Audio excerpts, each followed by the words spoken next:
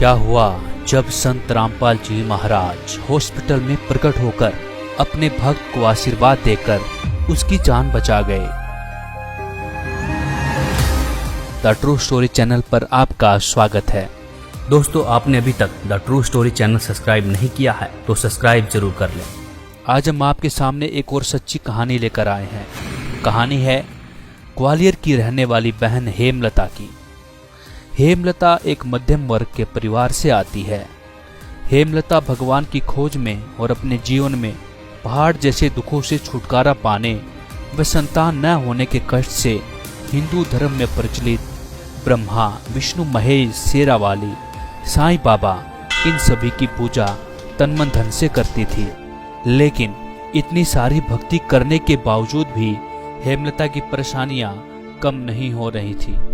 माता की, विष्णु भगवान की, साईं बाबा के मंदिर जाते थे, हर गुरुवार प्रसाद चढ़ाते थे, मंगलवार हनुमान जी को भी प्रसाद चढ़ाते थे, चूल्हा निकलवाते थे। सर जी कोई लाभ नहीं, इतनी भक्ति करते थे। शंकर जी का हड़ताल का व्रत भी रहते थे, वादों का लाभ तो नहीं हुए, हानि शुरू हो गई। हमारे पति को सोराइसिस की बीमारी हो गई। सारा शरीर इतना था कि वहाँ पे उंगली भी नहीं रख सकते थे। आंखें, सर इतनी चमड़ी झाड़ते थे झाड़ू लगाते समय बिस्तर से। और जहाँ भी डॉक्टर को बताते थे इलाज करवाया, सारस्वत से भी दवा ली। जो गजराजा, ग्वालियर का बड़ा हॉस्पिटल है, गजराजा में बैठते हैं, उनसे भी 3000 की दवाई आती थी। काम धंधा इतना था नहीं, छूट जाता था, शरीर में बहुत दर्द रहता था। सोचते थे बच्चे कैसे पालें। एक बेटी एक बेटा था, वो भी पढ़ रहे थे, उनकी फीस भरना मुश्किल हो रही थी। कमरे का किराया कैसे दें भगवान। कहते इतनी भगवानों की पूजा कर रहे हैं, इतना इन्हें याद कर रहे हैं, फिर भी ये भगवान हमारी सहायता क्यों नहीं कर रहे हैं। कभी कभी लगता था ये पत्थर में बैठे हैं तो कहीं पत्थर तो नहीं। फिर 2011 में लड़का पेट में बच्चा आया और वो सिविल हॉस्पिटल में अच्छी तरह नॉर्मल डिलीवरी हो गई। 21 दिन का होकर हमारा बच्चा खत्म हो गया। दोस्तों, जैसा कि आपने देखा, बहन हेमलता इतनी सारी भक्ति करने के बावजूद भी लाभ से वंचित हो रही थी। आमतौर पर हेमलता की तरह हिंदू धर्म में अधिकांश ऐसे ही श्रद्धालु हैं जो इन भगवानों की पूजा तो करते हैं, लेकिन हेमलता की तरह लाभ से वंचित हो जाते हैं। भगवान की पत्थर की मूर्ति को मात्र पत्थर मानने को विवश हो जाते हैं। इसीलिए कबीर परमेश्वर जी ने कहा है, मूर्ति के ना श्रवण जिसमें गुरुवा घंट बजावे, गरीब दास इस पूजा से ते नर पत्थर हो जावे। हम मंदिरों में भगवान की खोज तथा लाभ प्राप्त करने के लिए पत्थर की मूर्ति के सामने अपने दुखों को रोते हैं, भगवान से अर्ज करते हैं, लेकिन वह पत्थर की मूर्ति निर्जीव है, ना ही आपको सुन सकती है और ना ही आपको देख सकती है। हम इन देवी देवताओं की पूजा श्रद्धा से करते हैं। एक समय ऐसा आता है जब हमें लाभ नहीं मिलता है। उस मूर्ति को हम मात्र पत्थर समझकर खुद पत्थर के हो जाते हैं, अर्थात अब हम सोचने लग जाते हैं कि भगवान इस संसार में है ही नहीं, तथा धीरे धीरे नास्तिकता की ओर बढ़ जाते हैं।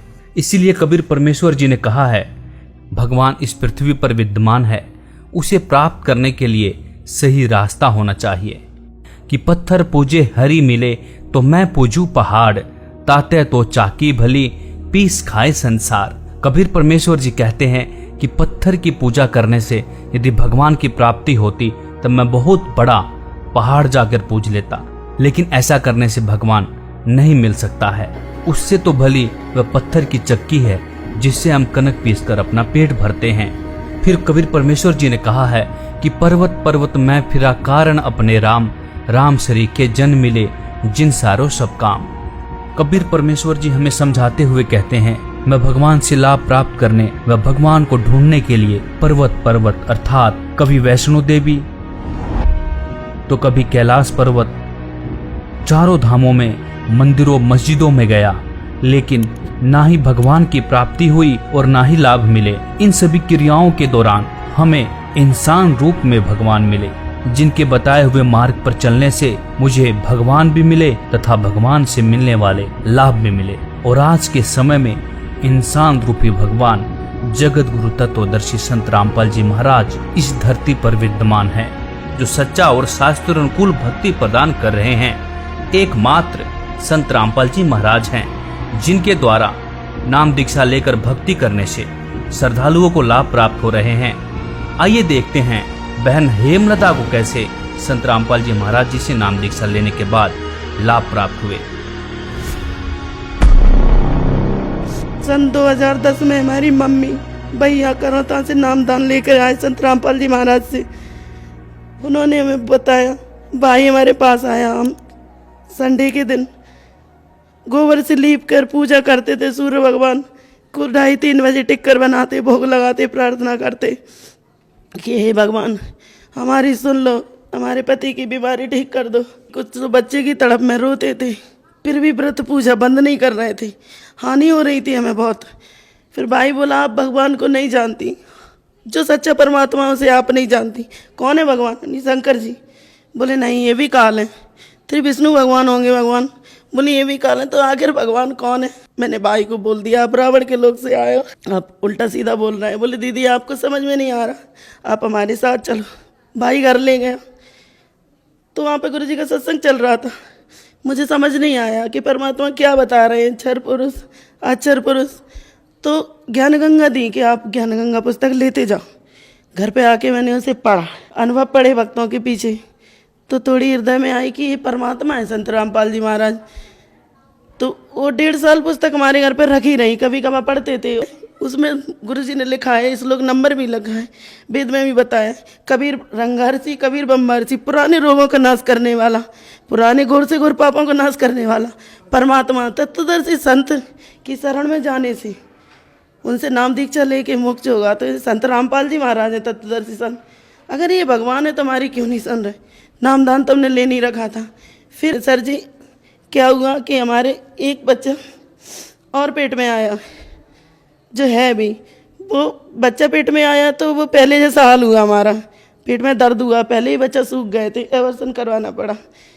तो हम डॉक्टर के पास चले गए, डॉक्टर के पास गए, वहाँ से दवा बोले ये खा लो कल आना।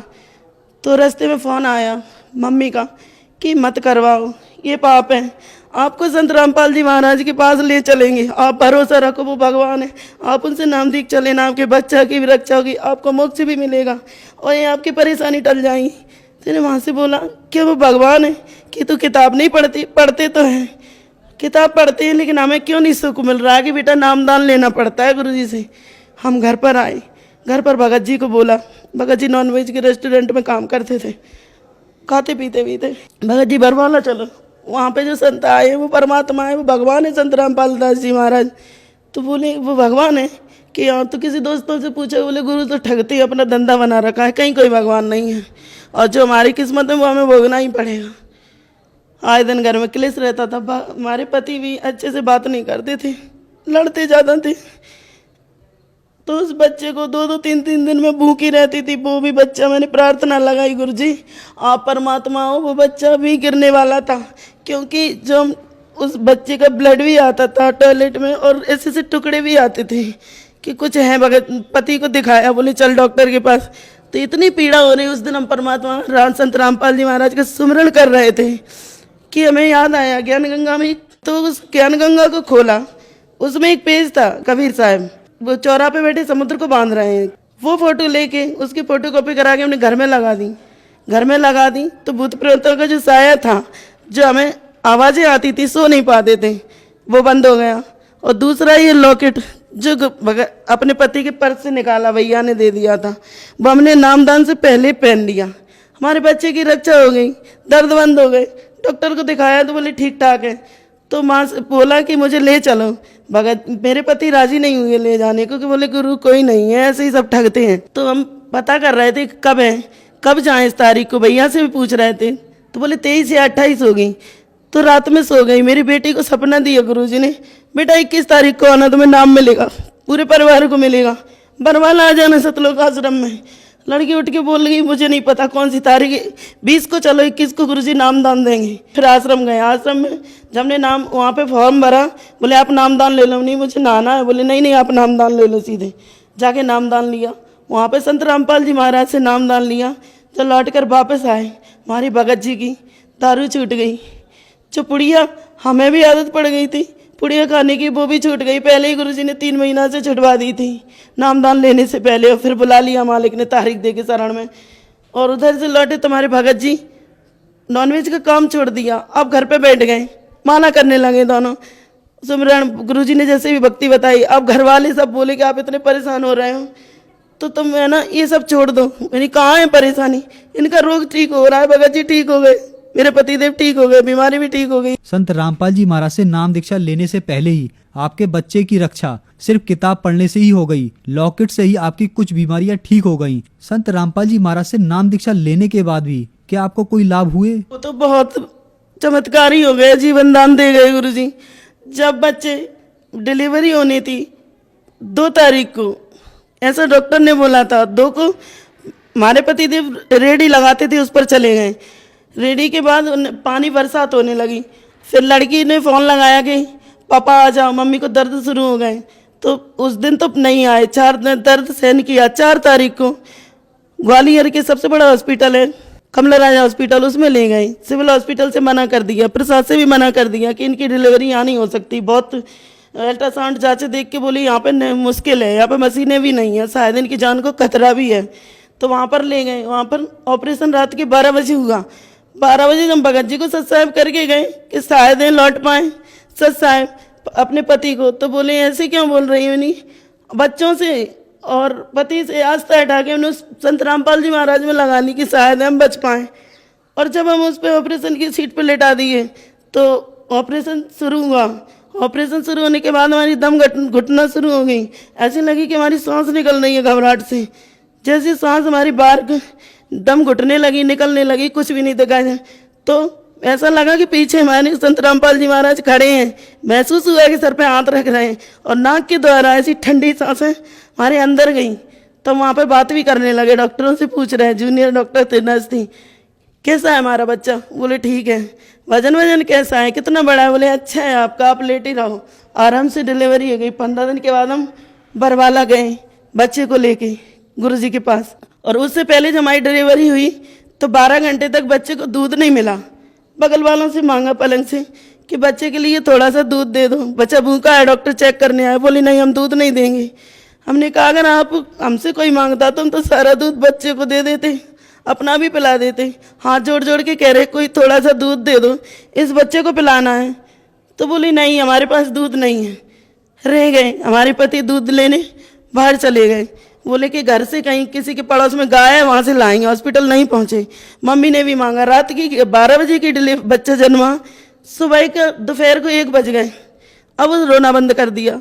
डॉक्टर बोला इसे दूध पिला दो, जैसा भी हो वैसा पिला दो, नहीं ये बच्चा बचेगा नहीं। उसको देख के हमारे अंदर सीने में दर्द उठा तो बहुत भयंकर दर्द था, बहुत भयंकर पीड़ा थी। माँ को बोली कि मैं नहीं बच पाऊंगी। तो सिकाई विकाई के लिए ले गए। बोले आप मम्मी अब बताती हैं घर पे आके कि आप याददाश्त खो बैठी थी ना, तो बच्चे को पहचान रही थी, डॉक्टरों को मार रही थी, काट रही थी, वहाँ पर इतना हंगामा कर रही थी, आपको रस्सियों से बांधा गया। हमें ऐसा थोड़ा थोड़ा याद है कि मैं भैया को घुसा मार रही थी और पहचानने की कोशिश कर रही थी कि हमारा भैया है, लेकिन नहीं पहचान पा रही। मम्मी भी आई, ये हमारी माँ है, तो हम उनसे बात नहीं कर पा रहे। और जब सो गए तो गुरुजी हमारी आत्मा को बरवाला ले गए। संत रामपाल जी महाराज हमारी आत्मा को बरवाला ले गए। संत रामपाल जी महाराज ऊपर गद्दी सिंहासन पर बैठे हुए हैं, हम लोग नीचे बैठे हैं। तो हम पूछ रहे हैं आपस में भक्तमती भगत जी से कि यहाँ पे क्या हो रहा है, एक दूसरे को कपड़ा क्यों फेर रहे हैं? बोले यहाँ पे पागलों का इलाज हो रहा है, ये ठीक हो रहे हैं, पागल ठीक हो रहे हैं। ऐसा करके मैं अभी हाथ जोड़कर बैठ गई। और 10 बजे बताते हैं कि आप जब होश में आई तो हमने अपने बेटे को, अपने पति को, माँ को, सबको पहचान लिया। और इतने आध्यात्मिक लाभ हुए, परमात्मा ने हमारी इतनी रक्षा की, उजड़ा हुआ घर बसाया, पति भी सही सलामत कर दिए। वो अब नहीं लड़ते, कभी नहीं लड़ते, कोई भी काम हो पूछ कर करते, ऐसा कर ले या नहीं कर ले, गुरु जी से प्रार्थना करके करते। संत रामपाल जी महाराज से परिवार तो बचाया ही, और हमें भक्ति भी सही मिल गई। क्योंकि जो हम पहले करते थे उससे न तो गति थी, न लाभ था, न मोक्ष था, उल्टा हानि ही थी। ऐसा वेद में भी प्रमाण है, गीता में भी, कि न तो इन तीनों देवों की भक्ति करने वालों की न गति होती है, न कोई लाभ होता है। और जब से हम संत रामपाल जी महाराज की शरण में आए हैं तो हमारा घर भी बसा ग्वालियर में, दीनदयाल नगर महाराजा कॉम्प्लेक्स पर, सत साहिब नाम से अच्छा खासा रेस्टोरेंट है। और मालिक अच्छी बरकत भी घर में हो रही है, बच्चे भी अच्छी तरह से पढ़ रहे हैं और गुरुजी ने 2-3 साल के अंदर मकान भी दिलवा दिया। संत रामपाल जी महाराज से नाम दीक्षा लेने के बाद आपको बहुत सारे लाभ प्राप्त हुए, तो जो दर्शक आज आपको देख रहे हैं उनको आप क्या संदेश देना चाहेंगे? लाभ तो सर जी हमें बहुत प्राप्त हुए और होते ही रहते हैं आध्यात्मिक लाभ, ये बताएं तो बता ही भी नहीं पाएंगे। संसार जगत के भाई बहनों से हम यही हाथ जोड़कर करवत होकर प्रार्थना करना चाहेंगे कि चैनलों पर संत रामपाल जी महाराज का प्रोग्राम आता है तो आप वहाँ जो पट्टी आती है नीचे नंबर आती है उसमें, तो उन पे फ़ोन करके नामदान केंद्र का पता लगा के आप संत रामपाल जी महाराज से शीघ्र ही जल्दी से जल्दी नाम दीक्षा ले लो, अपने परिवार वालों को भी दिलाओ, आत्म कल्याण होगा। यही भगवान है, संत रामपाल जी महाराज ने हमें बचाने वाला कोई नहीं है। धन्यवाद जी। आप भी दुखों से छुटकारा पाना चाहते हैं तो आज ही बुक करें निःशुल्क पुस्तक ज्ञान गंगा। ज्ञान गंगा पुस्तक निःशुल्क मंगवाने के लिए अपना पूरा पता पिन कोड के साथ हमें लिखकर भेजें। हमारा व्हाट्सएप नंबर है 9992600893।